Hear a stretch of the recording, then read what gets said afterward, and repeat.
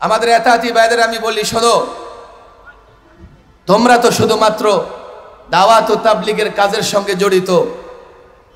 আমাদের ছাত্র ভাইয়েরা রক্ত দিয়েছে, দেশের পাহারাদারি করতেছে, আলেম ওলামারা সকল ফিতনার মোকাবেলা করতেছে।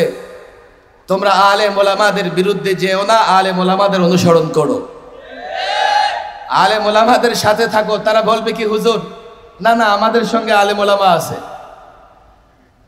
আয়াত তোমরা শুনেছো, আতিউল্লাহ ওয়া আতিউর রাসূল ওয়া উলিল আমরি মিনকুম। আল্লাহর দাসত্ব গোলামি করো, রাসূলুল্লাহর অনুসরণ করো। আর উলুল আমর, আব্দুল্লাহ ইবনে আব্বাস সহ অনেক মুফাসসির বলেছেন এর দ্বারা উদ্দেশ্য ওলামা ফোকাহা। আল্লাহ বলেছেন ওলামা ফোকাহাদের অনুসরণ করো। আর তোমরা বলো আমাদের সঙ্গে আলেম আছে। আরে আলেমের যদি অনুসরণ করো, আলেমের মেমোরি কার্ডে কোরআন আছে, সুন্নাহ আছে, তোমরা আলেমের অনুসরণ করলে আলেমের সঙ্গে তোমরাও সিরাতে মুস্তাকিমে থাকবে। তোমাদের মাথায় কি আছে যে আলেম তোমাদের সঙ্গে আছে, নিজেও ভ্রষ্ট তোমরাও ভ্রষ্ট। পরিষ্কার বলি, তোমাদের সঙ্গে মারামারি করার সুযোগই তো আমাদের নাই, সময়ই তো নাই। আমরা এই দেশের মানুষের ঈমান হেফাজতের জন্য কাজ করতেছি। তোমাদের কাছে আমাদের দাবি, তোমরা আলেমদের সঙ্গে থাকো, তাহলে দাওয়াত ও তাবলীগের মেহনতও সঠিকভাবে চলবে। আলেমদের ছাড়া বলে আমরা তো মানি, দিল্লির এক মাওলানা সাদ সাহেবকে মানি।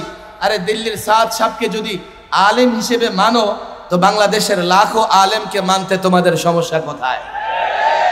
যদি বলো না বিচার চাই, বিচার মানবো, বিচার চাই, আমরা জবরদস্তি করতে চাই না, তাহলে কাকরাইলের মাদ্রাসার মুরব্বী জুবায়ের সাহেব, মাদ্রাসার মোতাওয়াল্লি জুবায়ের সাহেব, প্রতিষ্ঠানের মোতাওয়াল্লি যিনি, তার কথাই তো গ্রহণযোগ্য হয়। তোমরা তার কথা কেন মানছো না? যদি বলো যে তার উপর আস্থা বিশ্বাস নাই, তাহলে এখানে আসো, কাকরাইলে ফয়সাল, আমিরে ফয়সাল যে শুরায় পরিচালিত হয়, সেখানে 6 ব্যক্তি ফয়সালা দিয়ে থাকেন। যদিও 6 ব্যক্তি, এখন 5 ব্যক্তি আছে। 3 দিন আগে একজনের ইন্তেকাল হয়ে গেছে, নাসিম সাহেব, এতাতিদের লিডার, আল্লাহ তাকে মাফ করে দেন।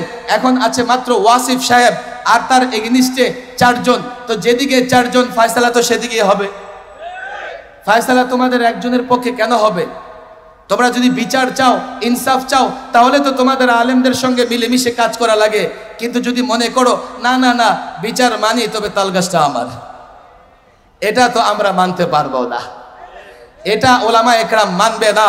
আমার ভয় হয়, আমি সোরার দিতেও বলেছি, এইভাবে যদি তোমরা আলেমদের বাইরে চলতে থাকো, আলাদা মসজিদ বানাও, আলাদা মাদ্রাসা বানাও, একটা সময় আলেমরা যখন ফতুয়া দিয়ে দিবে, তাদের মাদ্রাসায় যাওয়া যাবে না, তাদের মসজিদে যাওয়া যাবে না, তো কাদিয়ানি যেভাবে মুসলমান থেকে বিচ্ছিন্ন হয়ে গেছে, তোমরাও সেইভাবে বিচ্ছিন্ন হয়ে যাবে। তোমরা আমাদের ভাই, তোমাদের হাতে পায়ে দড়ি। দাওয়াত ও তাবলীগের কাজ এটা ইসলামের কাজ।